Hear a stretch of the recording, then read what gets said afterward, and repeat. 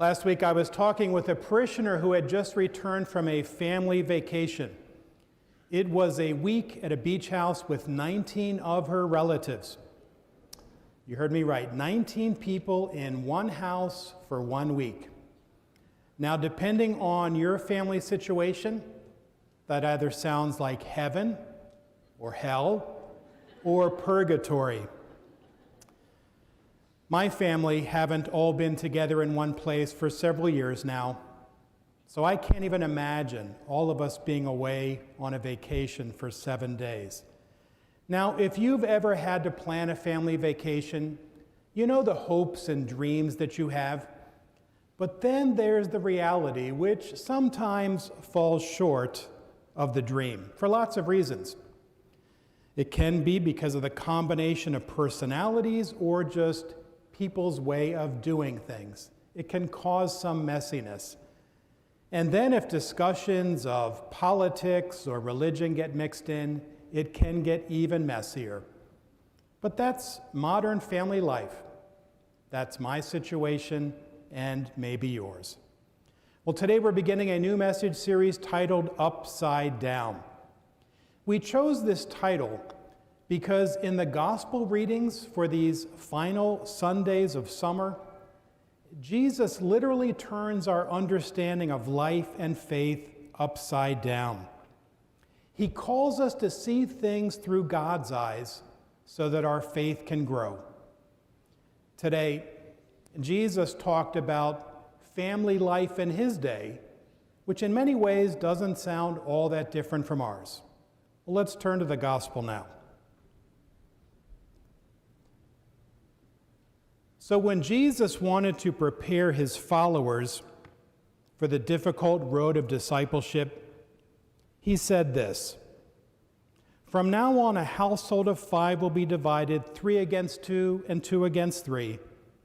A father will be divided against his son, and a son against his father. A mother against her daughter, and a daughter against her mother.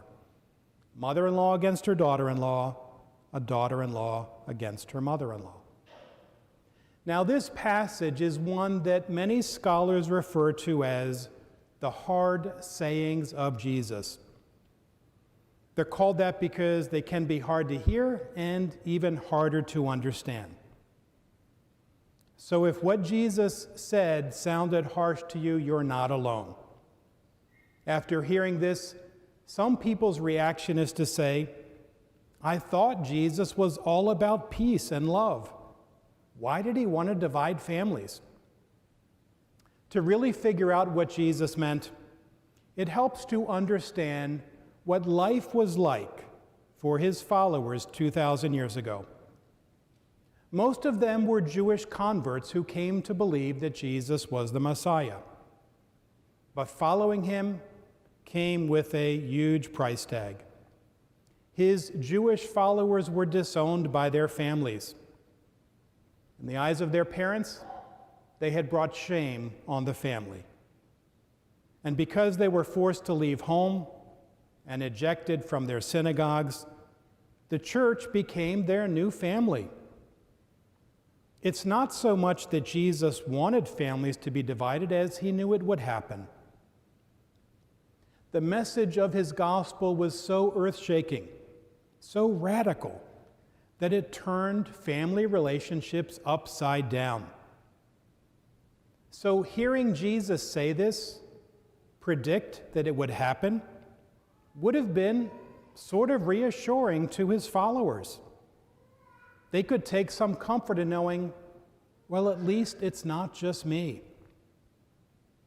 Now let's be clear, Jesus was not telling them to cause division in their families. And he didn't say that they should hate any family member who did not believe as they did. No, he's saying that part of following him means accepting rejection from those who do not follow Christ. So disciples should expect hard feelings, misunderstandings, and division from their loved ones. And that's because non-believers and non-practicing Christians can't always figure out why someone they know would choose to live differently than everyone else.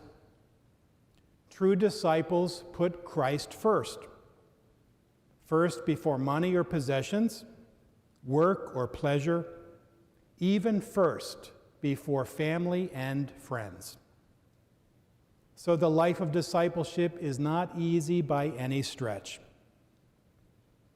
And if you are truly trying to follow Jesus, it's inevitable that you will experience the division Jesus talked about.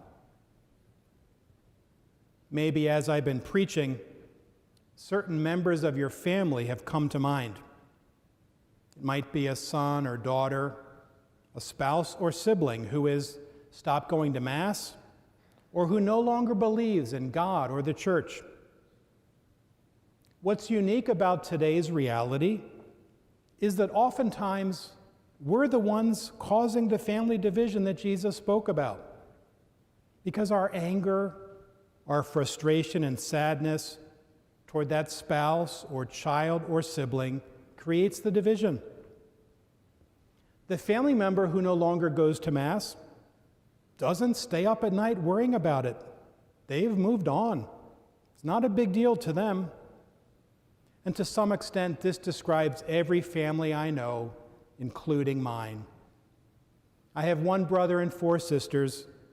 Of the 6 of us, I am the only practicing Catholic. My mom is still very devout. She watches our Mass every week on YouTube. Hi, Mom. And I know from conversations with her that it has caused some sadness and frustration that her children and grandchildren are not practicing. But I also see in my mom the model of how we all should treat those family members who are no longer active in the church or maybe have joined another church. What is my mom's approach? First, she avoids anger and judging, because anger and judging won't bring someone around to your way of thinking. Heated arguments are no-win conversations.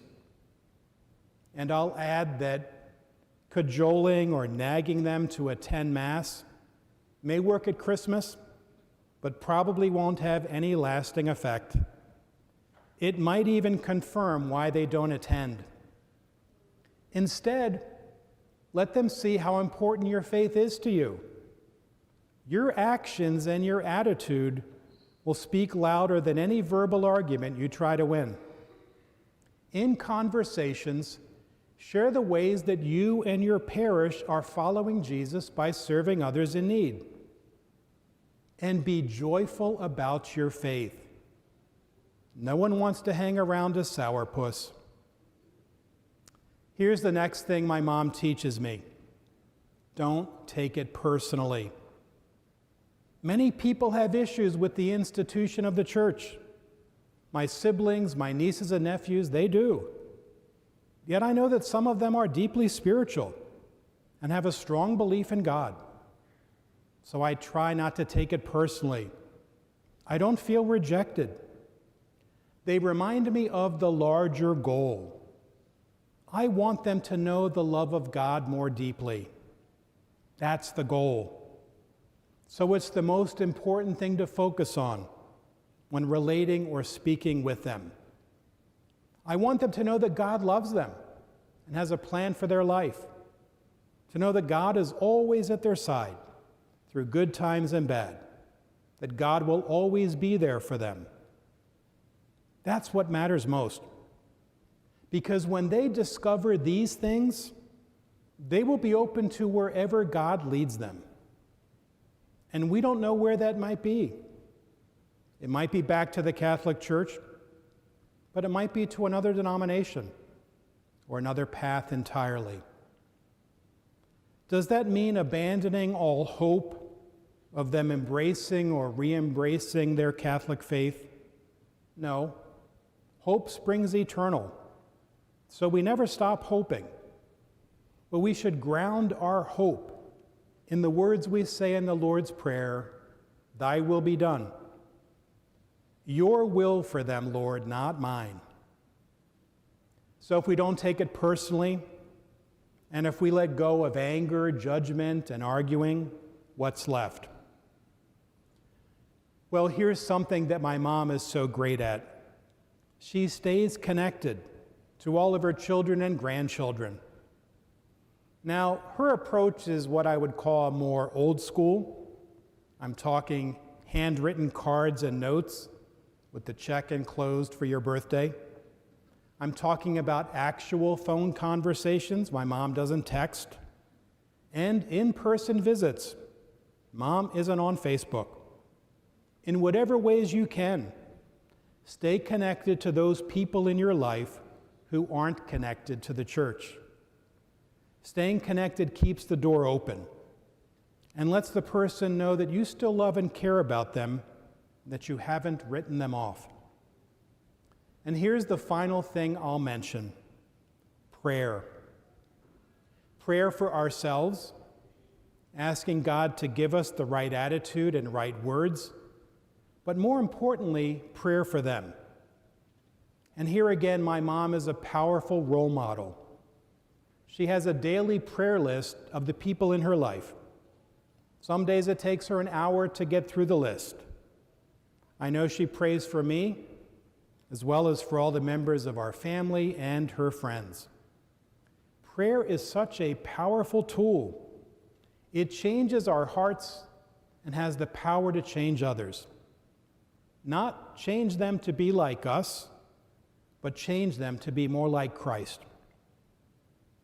So here is one way I am inviting you to pray for that person in your life that you've been thinking of as I've been talking.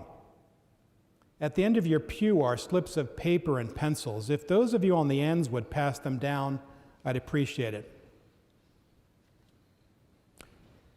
I'm going to invite you to write down just the first name of someone you want to know God's love more deeply, whoever that is, even if it's someone sitting beside you or even your own name. And in a moment, I'm going to ask our host team to come and collect them, and the slips of paper are going to be taped on our prayer walls in the entranceway, which you can view as you leave Mass today. And if you're worshiping with us online, you can enter the first name of your person in the chat or comment feature, and we will add them to the prayer wall. And we will pray for all of the individuals today and throughout this series. You all will be praying for my person, and we will all be praying for your person. Think of that, hundreds of people praying with you. Now, for some of you, even considering doing this turns your thinking upside down, which is a really good thing. So if what you're doing hasn't worked, try something new. I'm going to pause for just a moment so you can write down the first name of your person. Then I'll invite our host team members to collect them.